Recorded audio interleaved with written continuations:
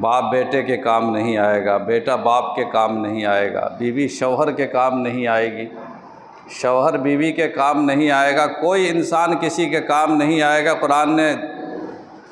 نہ معلوم کتنے مقامات پر اس بات کا تذکرہ کیا ہے کہ یوم یفر المرء من اخیہ و امہ و ابیہ و صاحبتہ و بنیہ،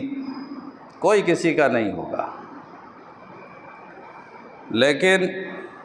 میں جو بات بتانا چاہتا ہوں اسی آیت کی روشنی میں، کہ کبھی کبھی دنیا میں بھی ایسے حالات پیدا ہو جاتے ہیں کہ آپ کے پاس سارے اسباب اور سارے وسائل موجود ہیں، مال اور اولاد سے مراد اسباب اور وسائل، ساری صلاحیتیں موجود ہیں، سارے ذرائع موجود ہیں،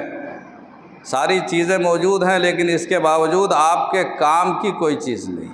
کوئی آپ